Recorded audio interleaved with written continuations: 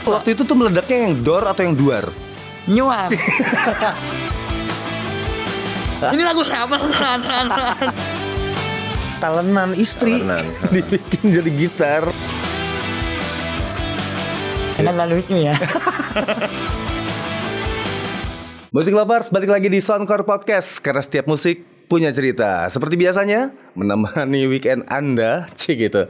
Eno Debijo hadir lagi membawakan cerita-cerita perjalanan teman-teman musisi, baik yang masih merintis, ya kan, mengais popularitas sampai dengan nama-nama besar yang memang sudah established di kancah permusikan Indonesia. Dan untuk episode kali ini kita sudah kehadiran 2 bintang tamu. Dan bintang tamu pertama ada Davi Sumbing. Mengawali karir di kancah hiburan sebagai komika. Ya, tapi ya dingin kan? Banget ya. Mau gue peluk? Terus kemudian sekarang lebih dikenal sebagai musisi. Itu shifting brandingan lo itu bikin lo happy atau justru aduh gue pengennya sebenarnya dikenal sebagai komika aja dong gitu, bagaimana? Sebenarnya salah yang pertama, aku tuh sebenarnya dikenal konten kreator, musisi, bukan musisi, muhihi,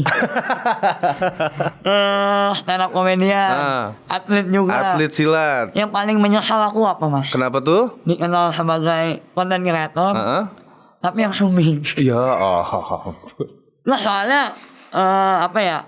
Itu dia yang namanya langkah kita di sini tuh menentukan kita ke depan. Betul. Aku waktu itu konten, ini salah satu penyesalanku ya, Mas. Konten yang sumbing-sumbing itu, Mas. Okay. Ada beli noni. Noni yang itu yang. Iya. Aduh. Maksudnya kan lembek-lembek. Iya, betul. Itu salah satu penyesalanku. Soalnya setelah itu viral, banyak tuh yang kalau ketemu aku di jalan panggil, yo, Noni yang ini. Itu makanya salah satu penyesalan itu. Iya. Tapi semua itu rubah pas laguku naik. Alhamdulillah tuh udah nggak ada, maksudnya udah jarang yang manggil aku dengan sebutan itu.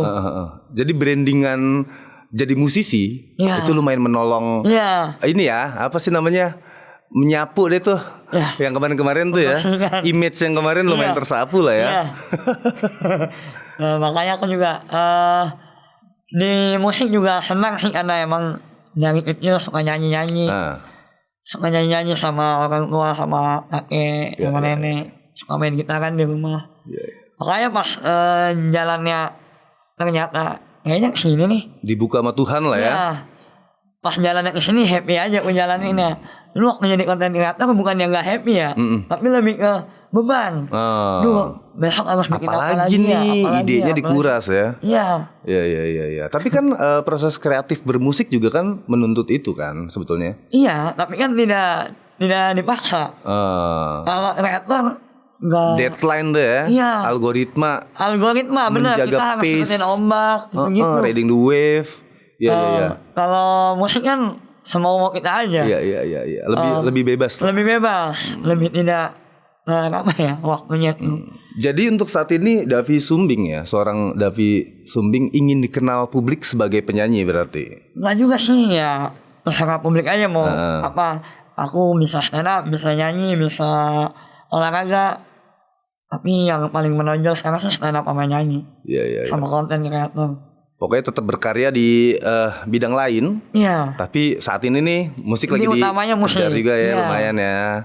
Soalnya stand up pun juga dari awal aku stand up, dari 2014 aku stand up ya, sampai sekarang masih banyak job nyanyi. Dan jarang banget aku dapat job stand up. Iya. Enak gak lucu ya. Enak gak lucu. Kemudian melejit namanya gara-gara single Kerasnya Kota. Iya. Itu gimana tuh ceritanya tuh bisa tiba-tiba dar gitu, lampu sorot semuanya ke elu gitu. Terus cara ngehandle-nya gimana tuh?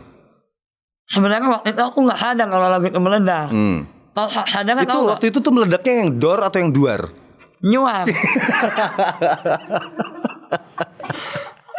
Oke, nggak sadar bahwa itu. Nggak sadar kalau lagu itu meledak.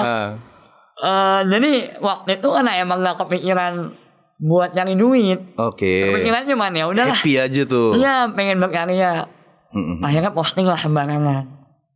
Tanpa mikirin yang jelas, tanpa agregator yang jelas. Ya. Gak ada publishing, posting set. Contohnya itu Meledak. ya. Awalnya aku gak sadar kalau itu meledak. Sampai suatu waktu aku scrolling Instagram. Oke. Sean. Ini lagu siapa? Sean. Gitu. Sampai akhirnya aku main ke tempatnya Breng. Kenal gak? Ya. Manajernya Stadion Kelon. Aku main biasa aja. Terus dia ngomong, wih udah jadi orang kaya nih. Karena dipikirnya itu menghasilkan cuan tuh ya. Secara waktu itu udah 7 juta pendengar. Ya. Wih udah jadi orang kaya nih. Nah dulu nih kaya dari mana?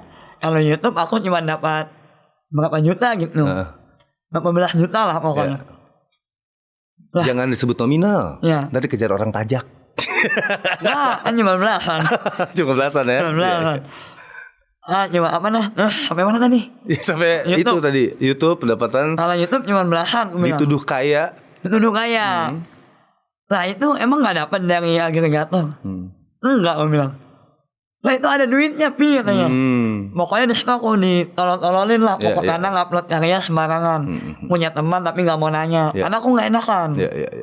Udah lah akhirnya meledak tuh. Gak ada duitnya tapi. Tapi sampai pada akhirnya direkam secara profesional. Itu pun kabarnya dibantu sama temen kan. Iya. Sama Mas Nope kalau gak salah. Itu gimana tuh? Jadi waktu itu sebenarnya itu tuh kontennya dulu yang naik. Jadi tuh aku dulu kan konten kreator. Jadi setiap hari harus berkonten.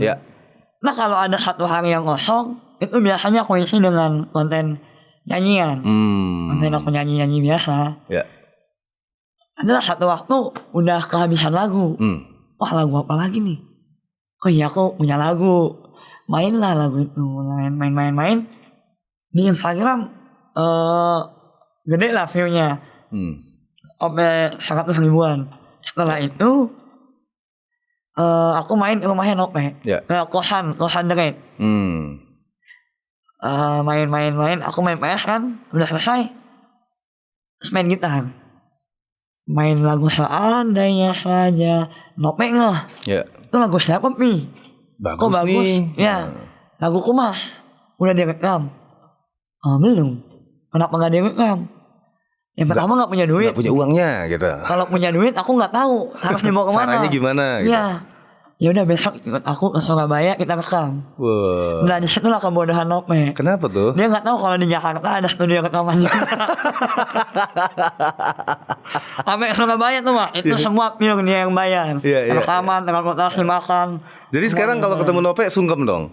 Makasih Nope gitu. Waktu itu aku ngeliat dia Nabi nih orang. Bersinar gitu ya. Menarik banget musik lovers. Kita masih akan terus ngobrolin perjalanan bermusik seorang Davi Siombing. Tetap di Soundcore Podcast karena setiap musik punya cerita.